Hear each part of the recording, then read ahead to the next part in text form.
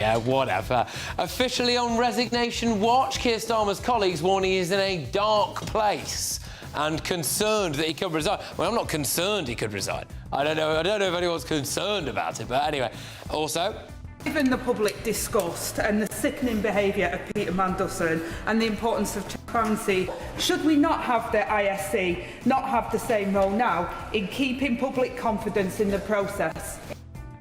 well, Rayner's rubbed more salt in the wounds of the Prime Minister as it's been revealed, and who could have leaked this? Oh, I don't know. On the front of the Times, Rayner, I warned Starmer not to appoint Mandelson. So there you go. But only sound I can think of which is better than that is the sound of Peter Mandelson being attacked by bears. oh, gosh. Is the end of the road now for Mandelson? Police are searching 2 of his properties today. Plus, we promised, Mr. Speaker, 2 million extra NHS appointments. We've delivered 4 million. yeah, OK, but now it turns out that your doctor might be literally on the beach. The NHS is set to allow GPs to work from the beach and treat patients virtually from abroad. And the Winter Olympics kicks off in Milan. Mariah Carey performed at the opening ceremony, singing both Italian classics and one of her hits, which added a glamorous pop culture moment to the game's kickoff. Oh, sorry, I kind of thought we might have a video to go with that, but no, I've just described Mariah Carey's performance to you. It's just as well, because we've got Christo who could perform it for us.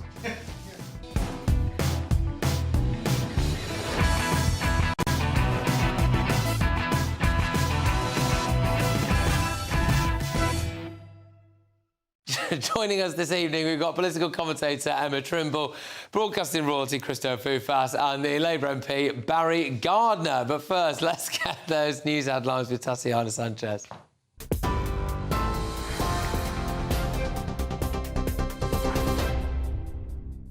Patrick, thank you. The top story is Keir Starmer has warned a very significant volume of material will likely need reviewing in relation to Lord Mandelson's appointment as Britain's ambassador to the US. The Prime Minister insists the government wants to ensure urgency and transparency as he faces pressure to reveal the extent of what was known about the peer's relationship with paedophile financier Jeffrey Epstein when he was picked for the job. Earlier, police said they're searching addresses in Wiltshire and Camden in North London as part of a misconduct and public office investigation launched into Mandelson. The force says the searches are involving a 72-year-old man. They say he hasn't been arrested and inquiries are ongoing. Sir Keir Starmer apologised yesterday to Epstein's victims for believing the peer's lies about his relationship with Epstein. Meanwhile, former Deputy Prime Minister Angela Rayner is said to be preparing a bid to oust Sir Keir as Labour leader. Kemi Badenoch spoke this afternoon. I think what the government is worried about, and Keir Starmer in particular, is that it will expose just how close Peter Mandelson was to his administration, of helping to appoint reshuffles, deciding who should be in the cabinet. I think that that's what they're really worried about, not the special relationship. And that's why I don't want to see any delay at all. We should get the files, especially those surrounding the vetting and the appointment of Peter Mandelson. Serial killer Steve Wright has been sentenced to 40 years in prison for the murder of 17-year-old Victoria Hall in 1999. Wright is also sentenced to 12 years for the kidnapping of Victoria and 9 years for the attempted kidnapping of Emily Doherty. Wright is already serving a whole life sentence for the murders of 5 women near Ipswich in 2006. Elsewhere, the cost of a TV licence is to rise to £180 from April this year.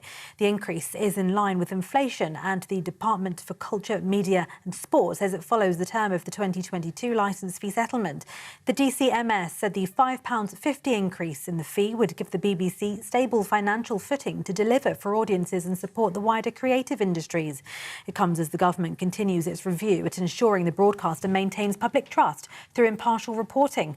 Conservative Party MP Nigel Huddleston says it's increasingly difficult to see how the BBC can justify any rise in the fee when serious questions remain over its impartiality and governance.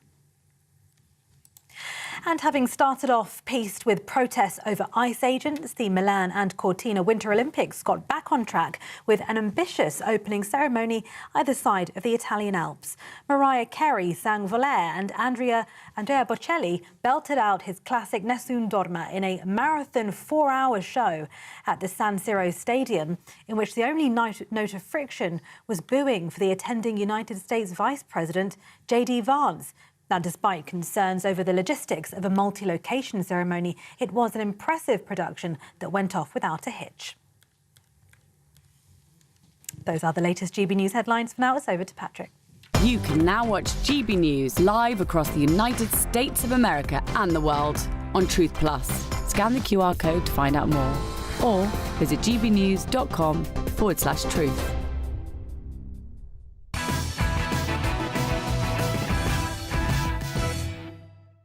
All right, let's give you all of Saturday morning's newspaper front pages, and it is going to be a bumper news weekend, by the way.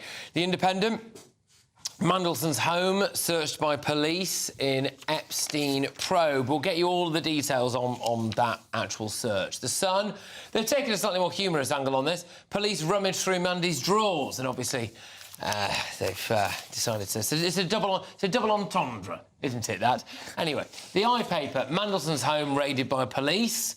There we go. Oh, sorry, the I Weekend, apologies. The Times, Rayner, I warned Starmer not to appoint Mandelson. Look, she's sticking the knife in and wiggling it around a bit at this point, isn't she, really? But, you know, this is probably what's going to come out. Because this is also a point about what we may or may not find out in this release of information that's going to go to the committee, the parliamentary committee, about whether or not Starmer knew various different things, to what extent he ignored, basically, the fact that Peter Mandelson was obviously a highly inappropriate person to be made the US ambassador. Anyway, the Daily Mail.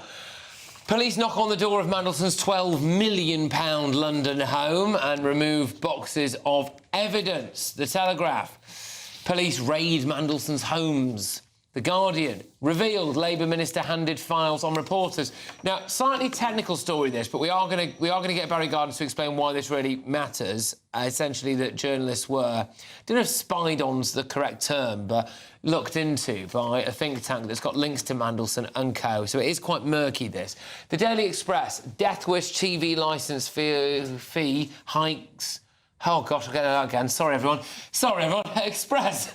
Death Wish TV licence fee hike hurts us all. It hurt my eyes reading that then, didn't it? The Mirror. Missed chance to stop the Suffolk Strangler. Well, look, he's been told that he's going to die in prison.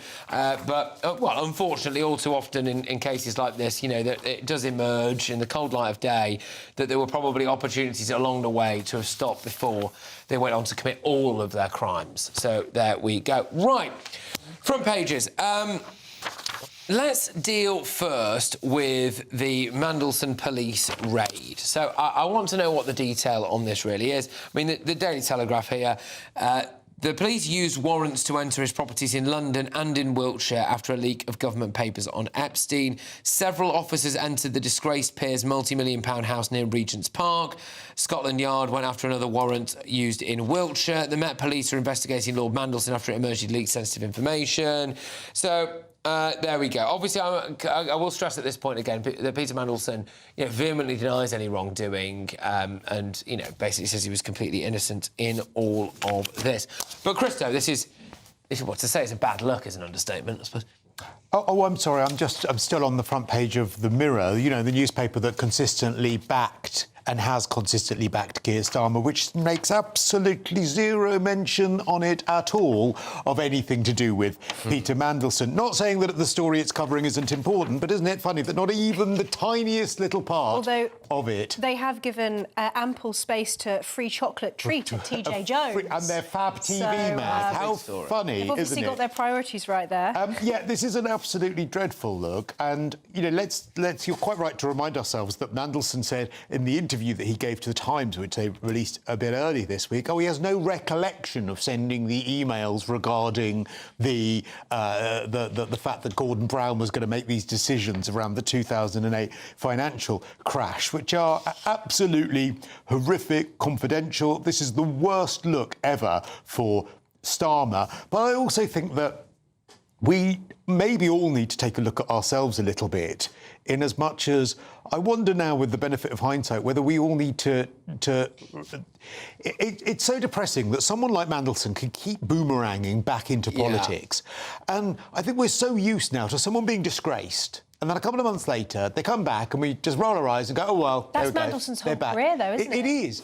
But we've done it. There are so many people that get disgraced in public life, sometimes for absolutely awful reasons, and then especially in politics, and then they come back 2 or 3 months later and we all roll our eyes and go, oh, well, they're back now. They've done their penance. They went for a bit. Whereas Mandelson, it's so obvious now. Now, we're not paid for it to be obvious in as much as that we're not members of the government. We're not the Prime Minister. But how could it not have been to them? If we just go to the Eye Weekend, if that's right, the Eye Weekend, because they do one of these bullet point lists of it all. So they go, police search the properties. Yeah, we know that. The 72-year-old, which is Peter Mandelson, is likely to be questioned by police within days, according to the Eye Weekend. Senior government figures are preparing to hand over all of their communications with Mandelson to Parliament Security Committee.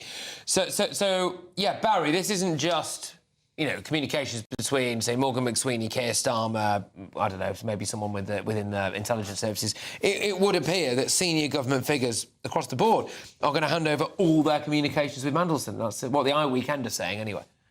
Yeah, I'm not quite sure what the import of that is. I take it that what they're saying is they want to find out if he, as is alleged, passed anything on either to Epstein in the past or to anybody else associated with that he shouldn't have done. Did he disclose this to somebody who could have gained out of it? That was the allegation at the time of the global financial crisis, that he passed on information about how Britain was tackling that. So I'm not quite sure. It looks like a fishing expedition in that sense, but it needs to be. One of the things, Emma, that really could be incredibly embarrassing. If we cast our minds back just a couple of days, I mean, I know a lot's happened, but Keir Starmer was, at one moment in time anyway, pushing for this kind of communications between Mandelson to not see the public light of day, based around the impact it could have had on international relations and also national security.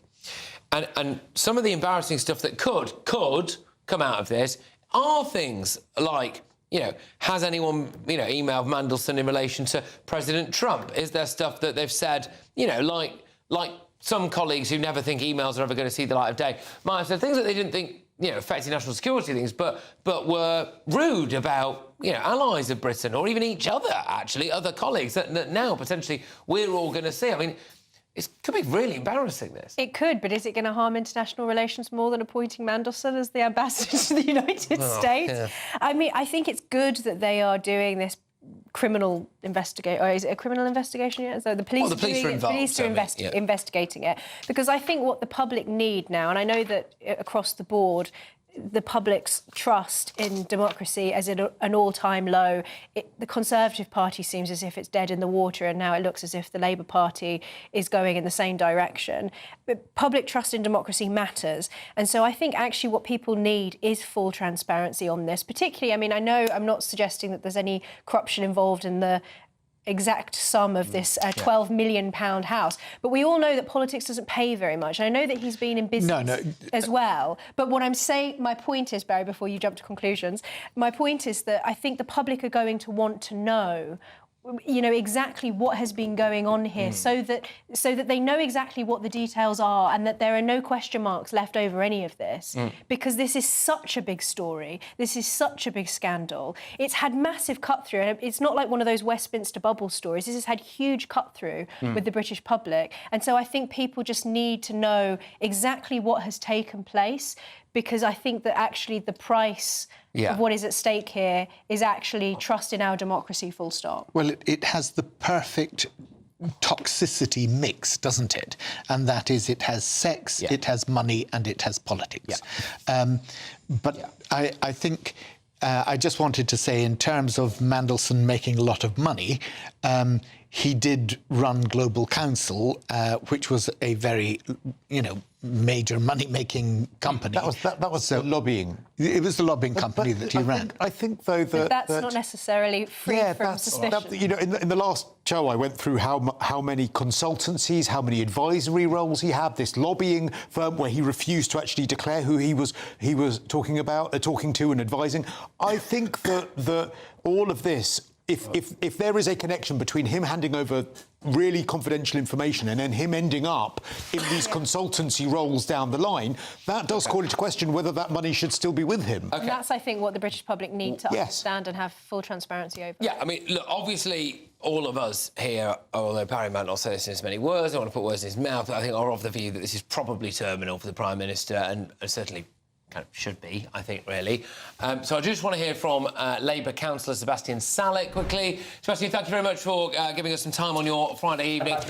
So you presumably you think that the Prime Minister actually could and possibly should survive this, do you? Well, let's see, shall we? Look, I think it all really hinges on what's in those disclosures, and I thought we might get them today. We didn't. Let's see what's in there. If it turns out that Starmer has been lying all along and he knew everything and he appointed Mandelson nonetheless, then of course he's in deep, deep trouble. If I had to guess, I would say that he probably didn't know. This is a man who has built his political brand on openness, on doing the right thing, on anti-sleaze. You look at how he positioned himself against Boris Johnson during the COVID years. So I would hope that that is the case. And if that is the case, then maybe there is a way he can get through this. The public mood is pretty negative. Sorry, because I get that it's like, there's a sliding scale of the amount of stuff he could have known, right? But I mean, at its core, he admitted this in Parliament on Wednesday. He did know that Mandelson had maintained a friendship with Jeffrey Epstein post-Epstein's initial conviction. Exactly. And then still appointed him. So that alone for you is not enough to warrant Starmer going. Well, what confuses me about that is that we all knew that because it was in the public domain at the time, and we didn't see the media jumping on this in quite the same way then. A lot of the stories they were running were about Mandelson's previous scandals in government in the Blair and Brown years. What really sickens me is what's come out since, the depth of his relationship with Epstein, all the stuff about him being his best pal and seemingly being aware, I'm not quite sure whether it's the case, of the extent of what was going on. That is the stuff that I find really, really disturbing. OK, so... Sebastian, though, one of the things that I don't get about this, and I agree with what Patrick is saying, that he knew that Mandelson had maintained the relationship with Epstein after the conviction, but he says that he accepted Mandelson's claim that he barely knew Epstein. Now, how can you accept that claim if you know that he has maintained the relationship post the conviction? That isn't the action of somebody who barely knows the guy. Well, that's exactly it, Barry. It's about the extent of that relationship. And it seems to me, from what I've been reading and from what the Prime Minister said, that in his vetting, Mandelson deeply played down the nature of that relationship. I think having known Mandelson on its own probably isn't a reason not to appoint him. But the stuff that's come out since, which has been really, really horrible, certainly would disqualify him from the job. And we know the Prime Minister agrees with that because he said that he deeply regrets the decision in hindsight. All right, Sebastian, look, thank you very much, as always. Great stuff. Sebastian Salek there, Labour councillor. Cheers, take care, have a good weekend. Right, I do want to just say, also, obviously, Lord Mandelson denies any wrongdoing. He says, I was never culpable or complicit in any crimes involving Epstein. Like everyone else, I learned the actual truth about him after his death, and he relied on assurances of his innocence that turned out later to be horrendously false. I do want to zone in a second on the Times' front page, because it's the Angela Rayner aspect to this, right? So yesterday's front page, well, today's technically front pages, were all about, Angela Rayner, she's going to go for it, she's got a £1 million war chest, she's gunning for Starmer, I'm ready to go. And now today you have the follow-up to that, really, on the front of the Times, which is, I warned Starmer not to appoint Mandelson. Which is, she's just having at him here. It's open season at this point, I think, isn't it? Oh. Yeah, I mean, I think she's going in for the kill, basically. I think she sees this as her opportunity to kill off the Blairite side of the Labour Party. There's a quote in this Times article from a Rayner supporter saying, Wes will be raging and I'm sure some messages will come out and ruin him. Mandelson was his mentor. So I think, obviously, Wes Streeting was one of the front runners as a potential successor for Keir Starmer, more on the right of the party. And I think that she's just seeing this as basically an opportunity to end him. I've just read as well, by the way, you're going to want to hear this when we come back, because there are some quotes in that Times article about, I've been talking about this ridiculous meeting that Keir Starmer had at Chequers with a load of Labour MPs and their spouses last night. Well, there's some quotes that have come out from it, and it sounds absolutely hilarious. So, yeah, stay tuned for that, because that's coming your way. But, of course, I need to tell you about the Great British Giveaway. And here to do that is Hayley Sparks. This year, the adventure of a lifetime could be on us. Courtesy of Riviera Travel, there's a terrific £10,000 holiday for two to be won. You could be here exploring the magic of Egypt on a Nile River cruise. Or choose from over 30 worldwide destinations like Thailand, South Africa, New Zealand or even Sri Lanka. And because they have over 40 years experience with handcrafted tours, you'll be safe in the knowledge that every step of the journey will be planned with you in mind. We'll also boost your bank account with a fabulous £30,000 in tax-free cash, which you'll be able to spend however you like this year. So what are you waiting for? For a chance to win, text WIN to 63225. One entry costs £2.50 plus one standard network rate message. Or text BONUS to 63225. 5 entries cost £5 plus one standard network rate message. Go to gbnews.com/win. Entries start at £2.50. Call 0903 686 3232. Calls cost £2.50 plus your network access charge. Or post your name and number to GB19, PO Box 8690, Derby DE1 9TT. UK only. Entrants must be 18 or over. Lines close at 4 p.m. on the 27th of February. The winner may be contacted live after all entry routes have closed. Please check the closing time if listening or watching on demand. Good luck. All right, look, when we come back, we've got some absolutely jaw-dropping quotes from Sir Keir Starmer's meeting with MPs at Chequers last night. It went exactly how you'd imagine. That's next.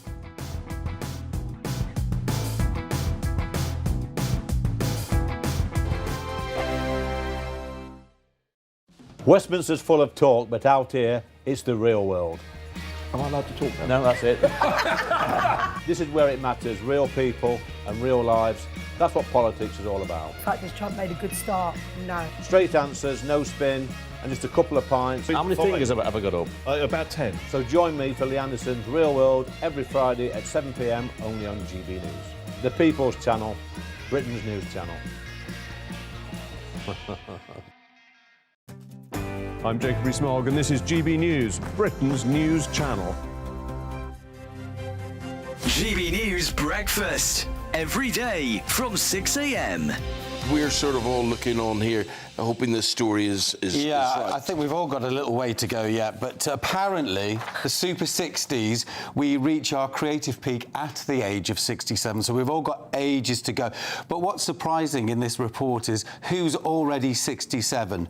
Madonna, 67. Yeah. Kevin Bacon, Tim Burton, I could kind of understand. Gary Oldman, maybe. But there's loads of people out there that are already in their creative zenith. They're already putting out more than they ever done before. 63% feel more creative than when they were in their 30s. Madonna's past her peak. She's not producing or letting anything else. I'll let you have Liam Gallagher. I'm not letting you have Madonna, Tim. I am. No, Madonna's you're not. Still very raunchy and sexy and somebody that I could... At 67, have you seen the pictures of her recently? Yes, no absolutely. Way. No way. Well, also, Paul Weller's in that category as well, and he's still producing. Super sexy. Yeah. But the report says that at 67, you're obviously mainly starting to retire or take a step back. That's when your creative juices flow. Well, Gary you take up something new, like learning a new language, going to concerts more. So something to look forward to in your 60s. Well, when we all I think get it's there. very true, because I do think, I mean, speaking from experience,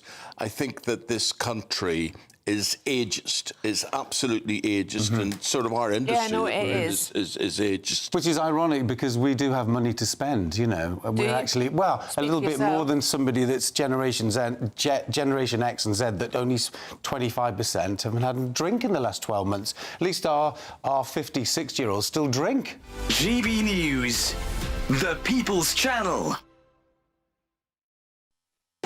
You want to know what's really going on in the corridors of power? Labour don't know what to do with you half the time, and that makes you quite lethal in the chamber. Get behind the headlines with Chopper's political podcast. Join me, Christopher Hope, as I sit down with the great and the good of British politics. We'll see where this ruling takes us. These are the stories shaping our nation. Chopper's political podcast, available now on all platforms. Listen in and stay ahead.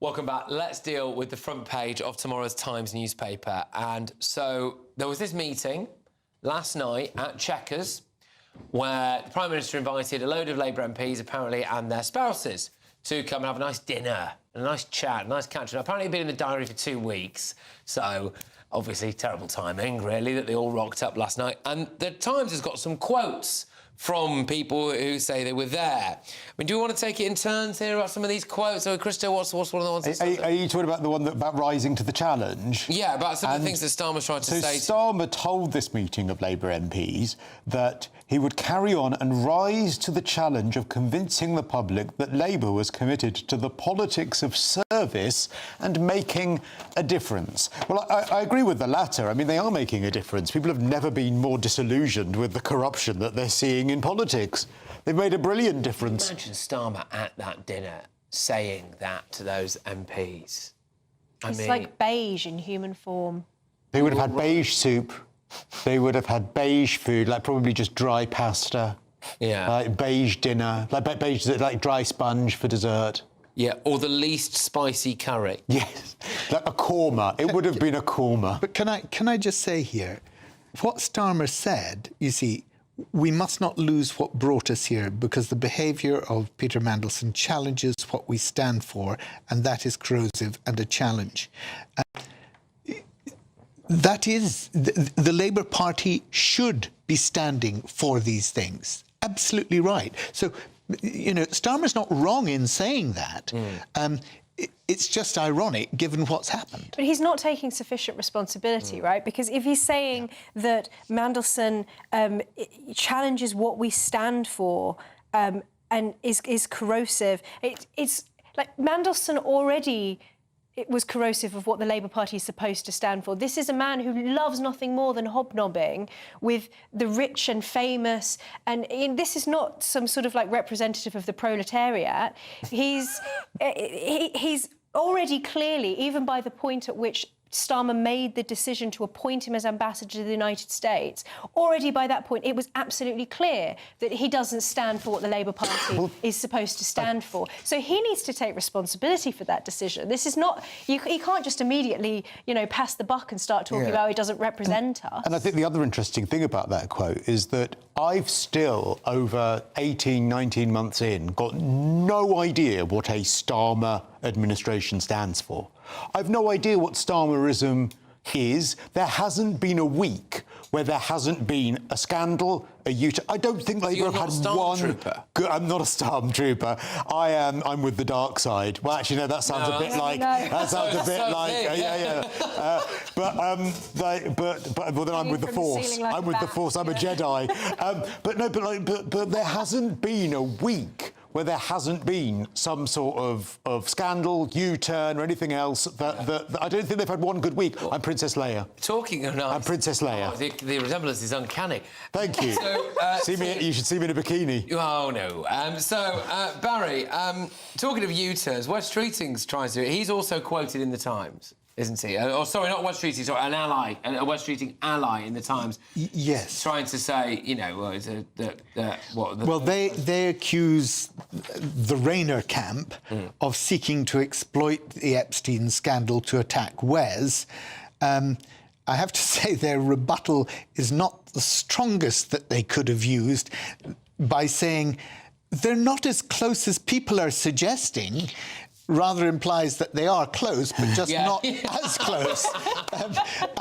And you think, Wes, you need to get better friends and allies around you than that. Yeah, it's like there's this comedy lawyer. like those. There's this comedy lawyer called Ahmed Yaqub who's he ran for like mayor of West Midlands and all this stuff, and he's the one who does these videos where he basically, you know, and at the end of it, he talks about how he gets clients off, which he is a lawyer, so there you go. But then he always goes, and remember, there is a defence for every offence. And he's like, you missed out the word alleged before offence, right? That's really important. Was he the comedy lawyer that tried to represent the guys who were alleged, I think, convicted of the airport attack? One of them, we'll pivot from that because one of them is facing a redress. So we don't want to say it. Alleged. But I think he is the guy who said something about carrying a baseball bat in the back of your car. Yeah, make sure that you've got a baseball mitt and a baseball, because then you can claim that you were going to a sports event. Got a legitimate purpose. We don't know how widely baseball is played around Birmingham, but maybe it is. There's probably a baseball team in Birmingham somewhere. But anyway, we digress. But yes, to your point, Barry,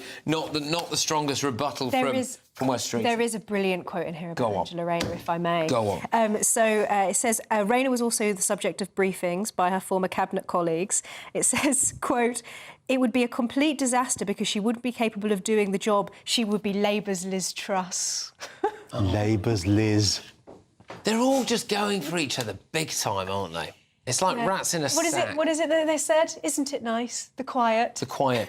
Britain is looking like a little bastion of serenity and peace. Can we talk about all of them? It's excellent for diplomatic relations. They're all looking at us, taking us very seriously as a country. Oh, and we're about to have great prosperity. And what was it that Mar said as well? That investment's going to be flooding into the UK now. What an absolute nonsense. Emily Maitlis, John Sopel, all like, you know, good friends with Mandelson, and, you know, they've all been pictured with him as well. And now all of these people are like rats in a sack now, turning on each other. They're eating themselves up. Could I ask you a question, Barry, on this, which is that one of the other lines, it's not on the front pages here, but it was quite big earlier today, was that they were trying to push out the line that if Angela Rayner took over from Keir Starmer, that there would have to be a general election.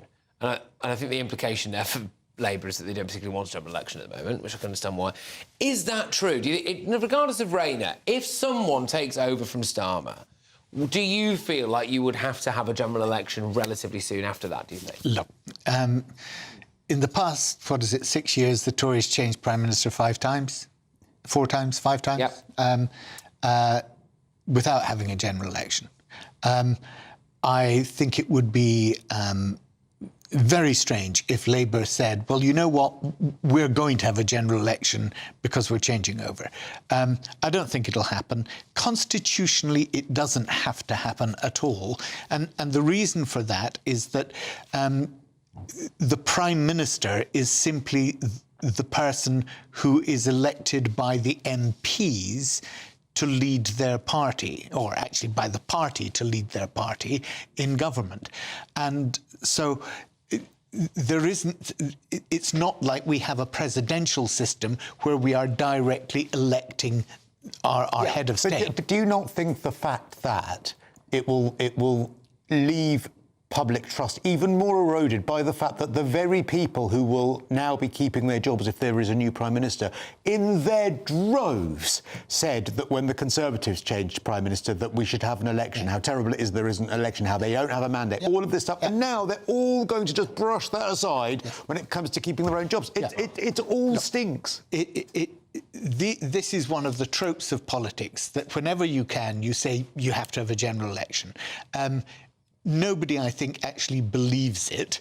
Well, it's nice to know now, but it is. It? No, it's always been. This is not new, Patrick. Let's be honest. All right, fair enough. OK, guys, we're going to whiz on because you'll be pleased to know there is some non-Mandelson, Epstein, Starmer, Rayner streeting news. And I am really keen to get to that because your GP might be on a beach when they are treating you, presumably via Zoom. So we'll discuss that. And we're also going to take you stateside. Bev Turner is with us. And a GBNews investigation has found that around 20 councils have expressed interest in a £500 million Home Office asylum housing scheme, placing asylum seekers in newly revamped council houses. I'm old enough to remember Monday this week when we were told the Prime Minister might U-turn on this, and they've not. It looks like... He's been a bit busy. Well, it looks like it's got worse. Been anyway, too busy to U-turn. We'll talk about this. We'll talk about this next.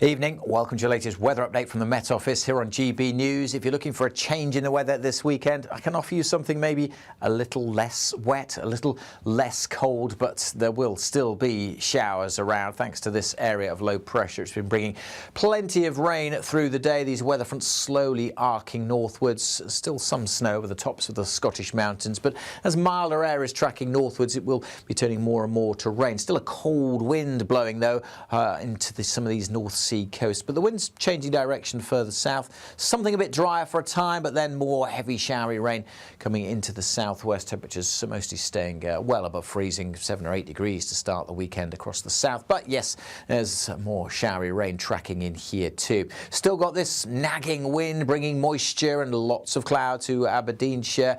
Mostly rain by this stage, but more rain falling onto very soggy ground could cause some problems. Bit of shelter in western Scotland again, so largely dry here. A few showers still in Northern Ireland, but things are turning a bit drier here too. And then for England and Wales, a real mishmash with bands of showers moving northwards, but it won't rain all day. There will be some drier spells in between. And that wind, particularly for northeastern parts of England, coming in from a different direction and easing too in southeast Scotland. So that'll probably make it feel at least a bit warmer than today, whereas the cold wind continues in the far northeast. Plenty of showers coming in around this area of low pressure. You can see the swirl there, but bringing milder air with it, so 10 or 11 in the south with a bit of sunshine, and further north those temperatures a bit higher than today's values and will have mostly lost that wind. It's still there though in the far northeast on Sunday. A few more showers coming into western Scotland by this stage. Elsewhere, again, a good deal of dry weather, quite murky, quite grey and misty to start Sunday. May brighten up at times, but as you can see, there will again be a few showers around. Goodbye. Decisions made in Washington aren't just shaping America, they're shaping Britain too. From migration to global security, from crime to health. Whatever happens in the White House today will be felt in your town or city tomorrow. That's why The Late Show is live from Washington, D.C. Cutting through the politics to show you what it all means for Britain. The Late Show live every night at midnight. Only on GB News, Britain's news channel. Westminster's full of talk, but out here, it's the real world. Am I allowed to talk now? No, that's it. This is where it matters, real people and real lives. That's what politics is all about. The fact that Trump made a good start, no. Straight answers, no spin, and just a couple of pints. How many fingers have I got up? About 10. So join me for Lee Anderson's Real World every Friday at 7 p.m. only on GB News. The People's Channel, Britain's news channel.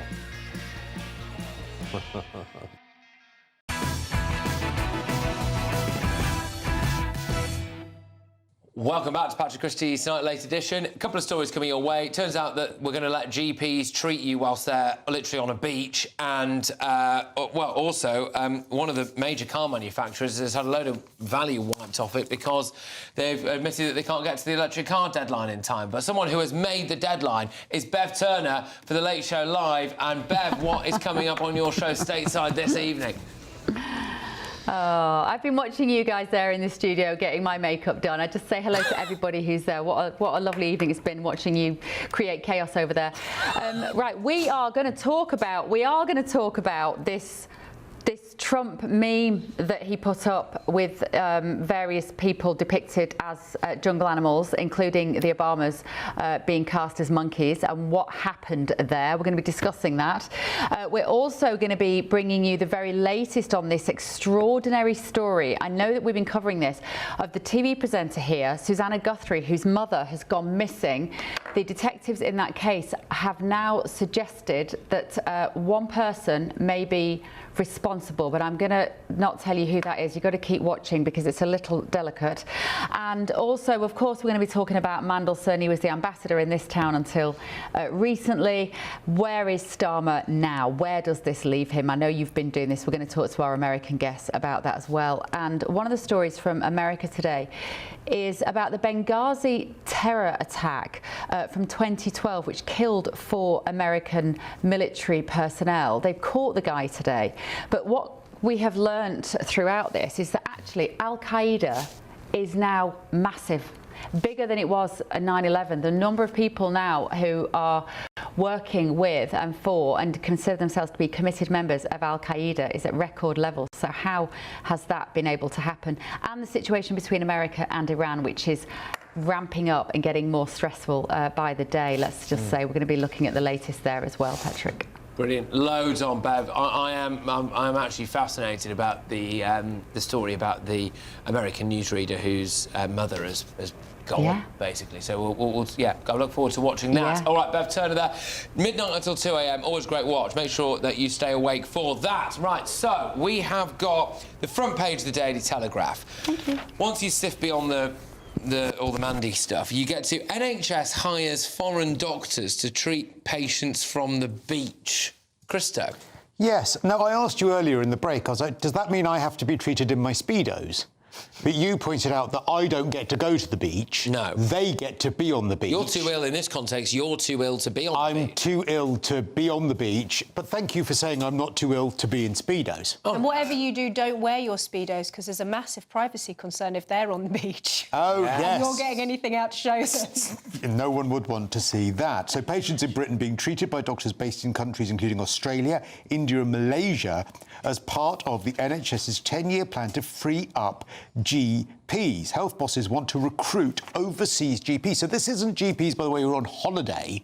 This is overseas GPs supporting surgeries in Britain to increase productivity. It means patients will be treated by their doctor over a computer screen or on the phone, while British doctors are able to leave the country and continue working for the NHS anywhere in the world. So I suppose it's a mixture of both. It sounds like a hybrid. You either can leave the NHS in the UK, but go and live in Malaysia and still do the odd surgery from the beach, or trying to hire overseas doctors. It's like a call centre, basically. I mean, this has got to be a huge quality control issue, right? This is ridiculous. Offshoring people's health to call centres abroad, says critics. Here it says that this is one particular doctor, that it was perfect for family life. She was able to do clinical work for UK patients from Kuala Lumpur. And in the morning, and be home in time to dinner with her family. You've probably gone to yourself, sorry, I've just found a little Kuala Lumpur, and I need to find out what's going on with me, and then it pops up, you know? How on earth is this supposed to work? Well, and be safe. Sorry to put a dampener on the enthusiasm here, but let's look what it's actually about. It says the scheme says most of its doctors are ex-UK GPs, right? And then it says that their responsibilities are listed as triaging patients, reviewing lab results and letters, presumably from a hospital appointment, and conducting phone consultations. Now, most people in this country know very well that they will have phone consultations with their doctor, even if their doctor lives simply down the road. Their GP surgery is down the road. There are so many phone consultations or Zoom consultations these days. So, this is the sort of, if you're working from home, But how does this go? I'm just...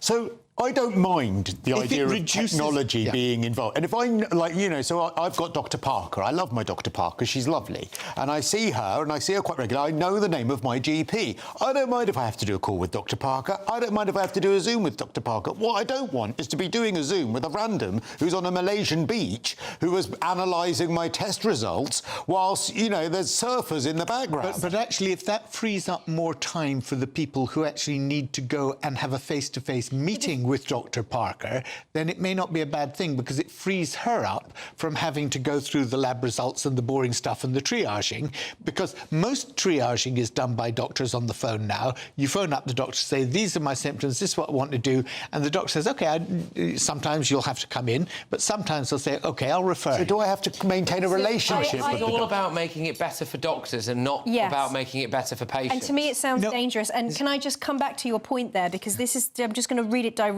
from this article. It says the NHS has launched a pilot with Asterisk Health, which advertises itself to doctors worldwide, promising NHS jobs without having to relocate. So it's advertising to doctors abroad and promising them jobs in our NHS without them even having to come to the UK. Dr. Zilal Kamel says that the remote working setup has been perfect for her family life, adding that she'd been able to do clinical work with UK patients from Kuala Lumpur. Yeah, so it's perfect for the doctors, isn't it? It's perfect for the doctors in that they can go and live abroad if that's what they want to do. But if it means that we're also retaining some of those skills that otherwise would have been lost to Britain, and it's freeing up those doctors who are in the UK to spend more time with their patients, then it's actually also beneficial to the patient. Or people are going to be badly triaged and will end up suffering as a result because this is... But most are triaged on the phone now anyway. Which I think is also a problem. Imagine the psychological thing. You know, I'm freezing cold and everything's terrible. I've got an awful cold. I'm just going to do a Zoom with someone holding, like, a cocktail with an umbrella in it, in a sombrero. So, I hope you're all right, take a couple of paracetamol. I don't know how I feel about that. I've just seen, by the way, lower down on the Telegraph's front page, they've got their cartoon, the Mac cartoon. Yeah. Might be able to bring the Telegraph up again quickly, but it's a good one. It's a picture of a bloke with a bottle of what looks like booze next to him and a full ashtray with a cigarette in his mouth, with a laptop in front of him that says, "Dear Keir Starmer, I am a Nigerian prince with a huge fortune. For a small payment up front, ... Just taking the mickey there, I think, of some of Keir Starmer's gullibility, I think, from the Daily Telegraph there. I thought I'd bring that to you. Right, look. We have got a couple of stories coming your way. Premium Easter eggs are the latest target for shoplifters. Can I just say I'm not surprised, but have you seen the price of some of these Easter eggs? Should be in the shops this early, should they? Yeah. Unbelievable. We got 40 quid for a... Anyway, not that you should nick them, obviously, but, anyway, with these switching expensive brands into cheap cartons to beat the self-service. We don't tell them how to do it. We just tell... Anyway, I won't repeat that. But it's a much more serious story. A GBNews investigation into asylum seekers' housing and shock horror. You're on the hook for a load of cash. That's next.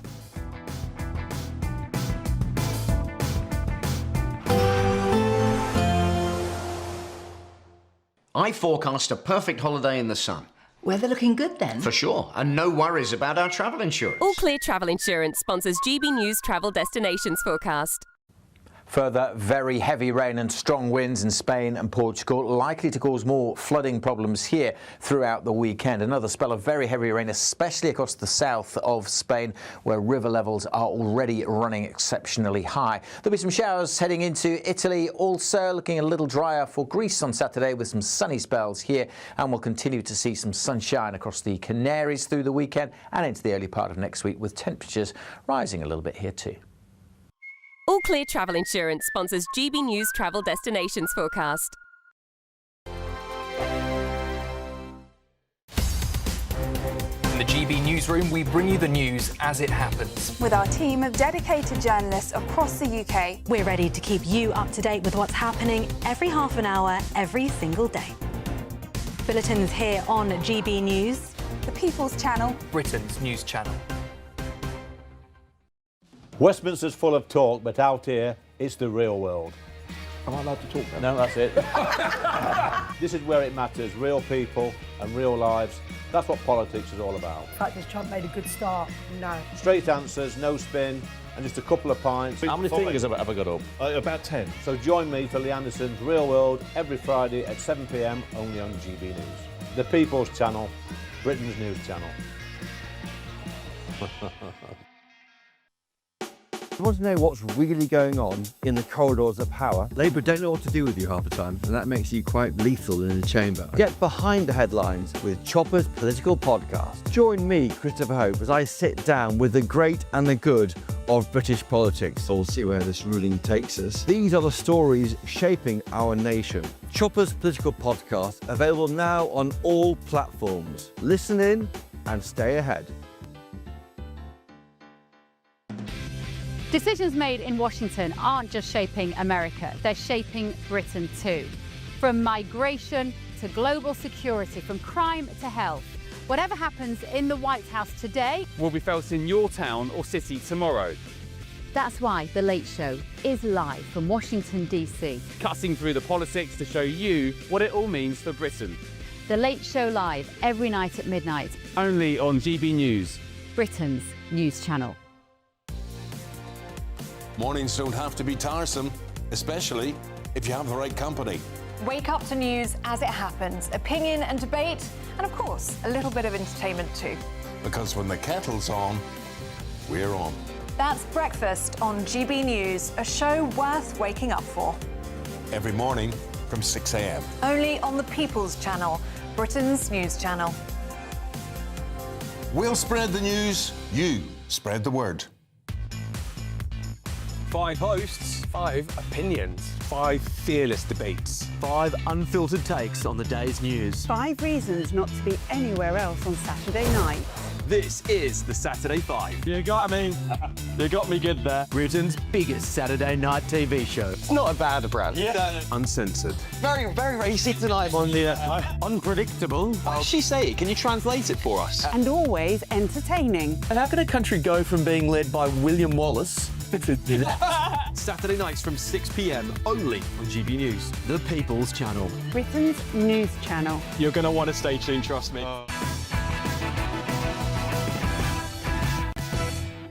Just fine. Right, welcome back. OK, 2 big stories to get to you. There is a massive Brooklyn Beckham update, but we're going to come to that after we talk about a GB News investigation. And it's found that around 20 councils have expressed an interest in a £500 million Home Office asylum housing scheme, placing asylum seekers in newly revamped council houses. We contacted all 380 local authorities in the UK to ask whether they are backing the plan, part of the Home Office's push to shut down the remaining 198 asylum hotels. Councils including Brighton and Hove, Hackney, Peterborough, Thanet and Powys have confirmed interest. But the scheme is already proving politically explosive. There's a lot of revolt over this. So basically, yeah, I remember doing this story initially, and it was 200 local authorities have agreed to do it. The government said they're going to row back on it. We've now appeared to have found 20 councils that have definitively said they're going to do it.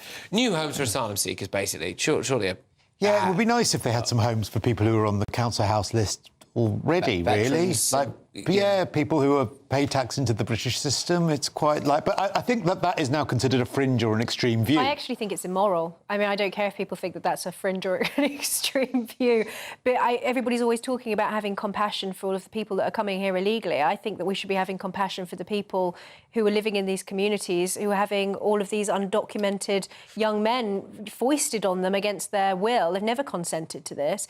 And you have all of these people who can't get on the housing ladder, who are living in subpar council accommodation. Why on earth should somebody who's never paid into the system, who's only just come here, be given a brand new property? And it's wrong. By the way, just very quickly, you're absolutely right in as much if there's £500 million up for grabs. Do you know that some of the worst landlords around the country are councils? And the amount of times the Housing Ombudsman has had to intervene about councils renting out substandard properties. So they should be done up first. Are you in favour of this?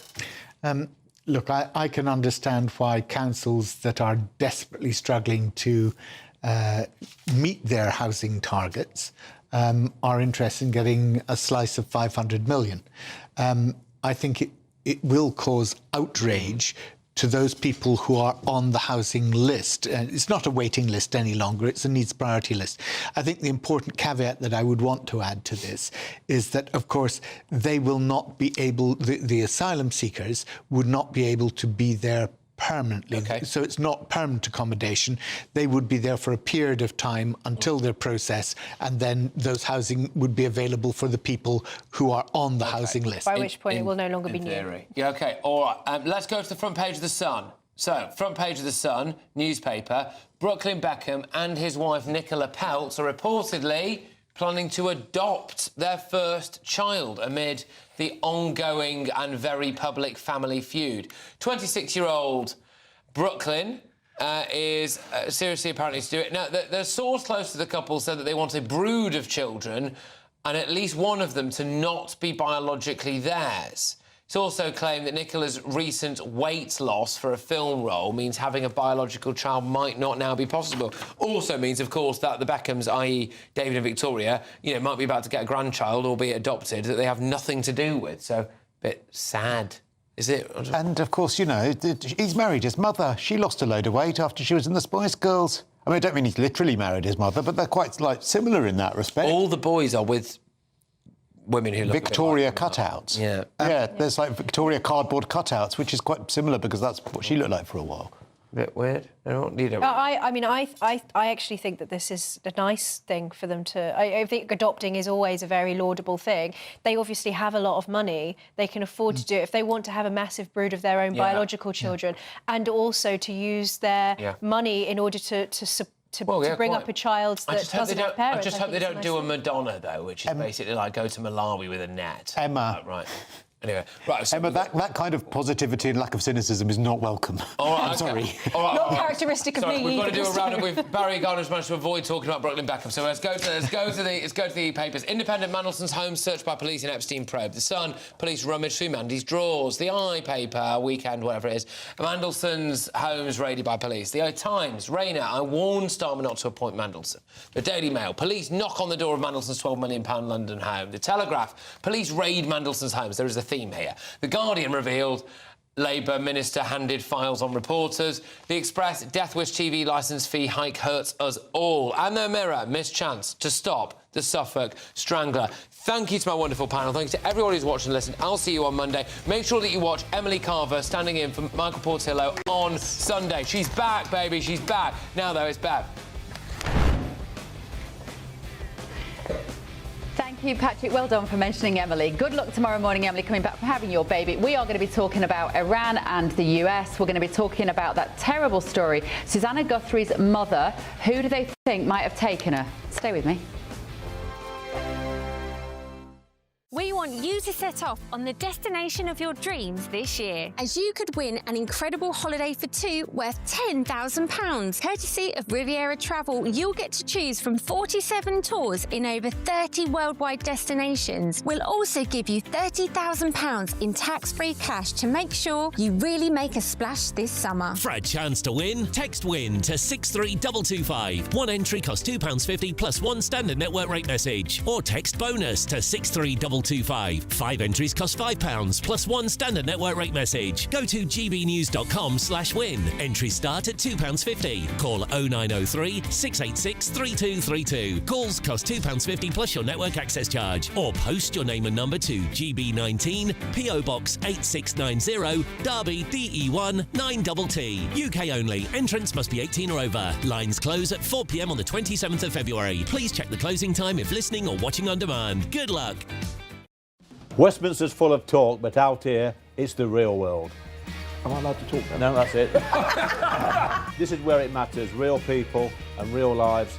That's what politics is all about. The fact is Trump made a good start. No. Straight answers, no spin, and just a couple of pints. How many fingers have I got up? About 10. So join me for Lee Anderson's Real World every Friday at 7 p.m. only on GB News. The People's Channel, Britain's news channel.